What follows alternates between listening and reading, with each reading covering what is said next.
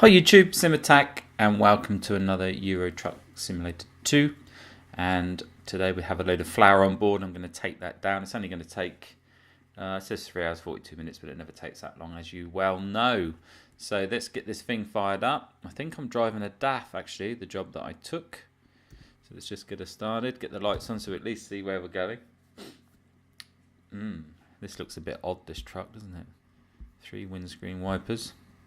As you can tell, it's tipping down with rain. We are in Germany at the moment. And let's just pull this forward and have a look what we got on board today. Let's have a look from the outside. I'm driving a DAF. There we go. Not very good. Sim's not very good at when it's pitch black and pissing it down with rain. But hey, let's get back in and let's take this for a journey. So thanks if you watched my previous videos. Thanks for taking time to do that. I appreciate that. As you know, this is the beginning of the channel, so it will take some time for me to build it up and build some money in the bank so I can buy my own truck, which would be exciting. I have another profile on here that I've been playing for quite a few hours now, and it's built right up. I think I have about 10 or so garages and trucks and everything like that. Just built that up over time, so hopefully you will get to see that one day. But this is the new profile that I'm using for Euro Trucks on my channel, and really it's just the beginning of starting it up and building it up. So I guess these videos won't get many hits at the beginning, but it will take a bit of time. And as you know, if you've watched any of my previous videos, I'm using the keyboard to drive this truck at the moment, but that will change to a steering wheel, and when my new office is built, they start building tomorrow, that will become my YouTube channel office. So I thought I would spend some money getting that done, so that's going to be done. Already have another channel, Richco Photo. If you want to have a look at that, you can, more than welcome. We do lots of blogging and vlogging and video reviews and tech reviews and things like that. I'll put the link down below so you can have a quick look at that if you've got time. That would be great. I think one of the most important things to do, if you're a Euro Truck user, sub to my channel and I will sub to yours, and then I can like your channel and share it and everything like that as well, so we can all help each other to promote our videos and get them on the internet. Also have obviously Twitter. Have probably about 22,000 followers on Twitter, so the video will go out to quite a few people. I've never driven a DAF in real life at any time. I think most of my life was spent driving ERFs when they were out, and MAN trucks and later on. So I think how long we got now? We're at 205 kilometers. It's not very good at pulling, this truck, for some reason. 66 kilometers an hour. 65. Is this all uphill? What is going on? What gear are we in?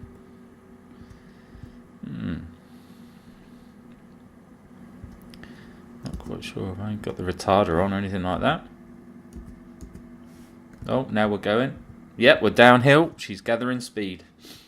DAFs don't really have a big following in the UK. I know people, that's not their favourite truck. It seems to be Scania and Volvo that seems to be the favoured truck. There's lots of MANs as well, but I guess they're a little cheaper. That's why they're a bit more favourable. You see them in some of the companies around us use them. I know the petrol company I used to work for, use MAN trucks. I know people like, who's the other company I was thinking of? The Co-op, they use Scanis. I think they only use 360s though, but they use Scanis to deliver all their food to their shops. Tesco's use Scanis. So it looks like Scania seems to be the most popular. So like I said, never really driven a DAF. Used to drive man trucks, ERFs. I've driven, if I go right back to the beginning actually, when I first started driving, probably in 90, I think what it is, 1990, 2, 3, 4, about 90, 94, yeah, 94, something like that. I started driving trucks. I don't anymore, but I did. Then I drove them for about 15 years. And I started off in a Z Atkinson, which, to be quite frank, was a heap. But they never give the new trucks to the new people. So you have to earn your seniority to drive a decent truck. I did some work from agencies for a while when I first got my driving license, or my HGV license, and moved on to, I think I went from ZX to ERF, so we had new ERS delivered. I worked for a parcel delivering company as well for an agency called TNT in the UK, and spent a lot of time there.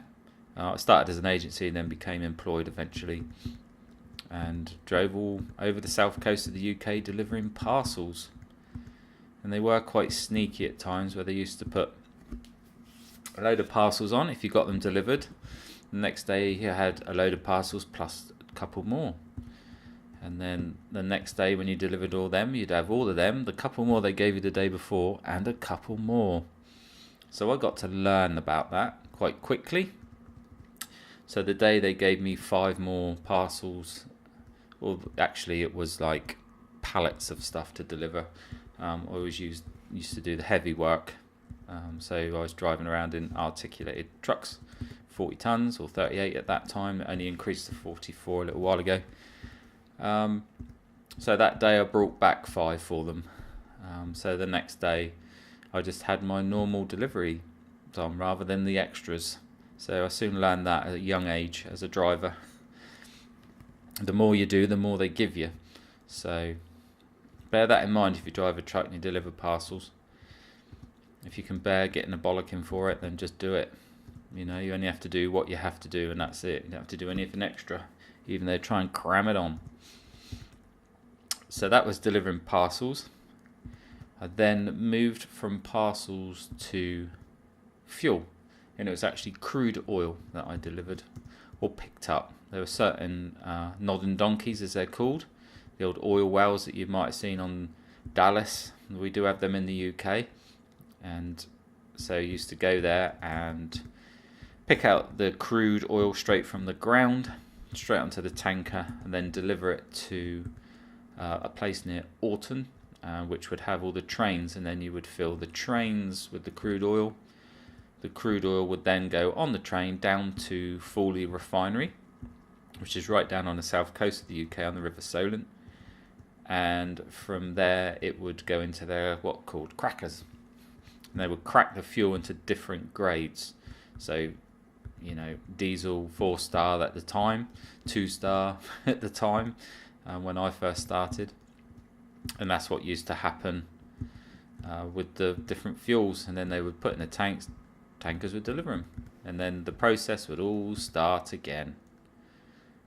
So that's how that works. And from there I did a little bit of work, did some flour delivery, which was quite interesting because again it's in a tanker. You would go to Mother Pride in Eastleigh, fill up the tank with flour, and then drive all the way to Devon and Cornwall to the pasta, down to Ginsters, who makes pasties, sausage rolls and certain things like that. And I would go off down to there, and then you would lift up the tank in the air on a hydraulic and then blow the flour into the waiting tanks. Then there was obviously make and bake the bread and all other stuff they used to do. Ginsters just didn't make one particular thing. They made lots of different things at the factories that I used to deliver to anyway. So that was the flour, which was an okay job.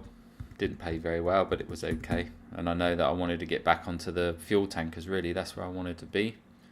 I left there, ended up going to another agency and working on the petrol tankers for Esso, delivering fuel to the garages. Again, all along the south coast and into London, that was. It was a pretty tough time in the petrol world at that time, because you had drivers that had been in the business for, I don't know, 30 years plus. Lots of the drivers, it was a job for life when you drove petrol tankers. That was it. You only filled dead man's boots, as they used to call them. So when I first started driving, I was only about 22 when I first started driving petrol tankers. 23 actually. They always used to give me a bit of grief because I was young and didn't know what I was doing and all the usual crap that they give you. But it was fine. We got through it, and then I joined the company that I wanted to join, BP, in 1996, and that's where I stayed up to 2000. And I joined BP in 94 and left them in 2002. Yeah, and it was a great job, and what I mean by that is we used to have some fun driving the trucks all over the place, talking to each other on our phones, doing all the usual stuff that we were allowed to do at that point. But nowadays you don't seem to be able to do anything without getting in trouble for it.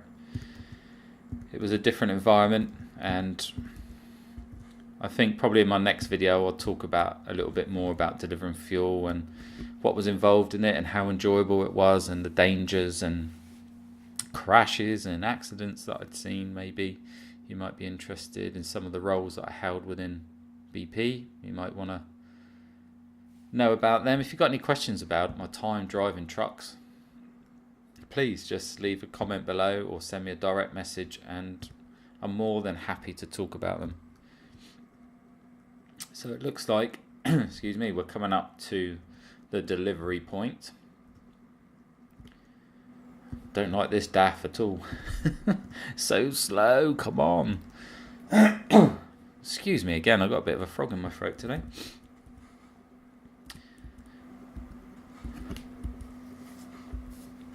Oh dear. And one of the major things we used to tell us is about keep moving. So just as you would roll up to a red light, you would just keep the truck moving and the lights would change. So it's all about momentum when you're driving the truck in the real world, and obviously about fuel economy. They all moan about that.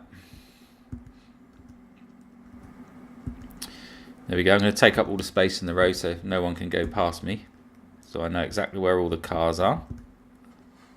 There we go. And this is, I'm looking at the red flag on the map. This looks like we're going to drop it off here. Okay. So again, what I'm going to do is I'm going to get tight to this wall, get the unit to that point, and then bend around. I'm going to let it drift off, keep those wheels in the white lines, pull her back, and we're well out of line, but I'll get that in. Let's see. Oh, there we go. We'll just bend that round a little bit, and by the time I get this back now, she should be about right. Let's have a look. I probably ballsed it right up. Oh yes. Where am I going, you might ask? I might ask that too. Let's just pull this back over here again. Right. Crikeys. There we go. That's better. It's always better second time. Right. Okay. Let's just drift her back in slowly. So as you can see, I'm going to steer to where the most of the trailer is, and that will bring it round straight. So the more trailer you see, you steer to that bit. There you go. I'm seeing that bit, so I'll just steer to that bit. That should go green. There you go. Drop the trailer. Wow. I hope you enjoyed that video. I'm glad that you've tuned in and watched my channel. Hopefully you'll be able to do and spend some more time looking at my videos. Please subscribe, give me the thumbs up, let me know, and I'll subscribe back to you. So thanks for watching. Have a great day. You take care.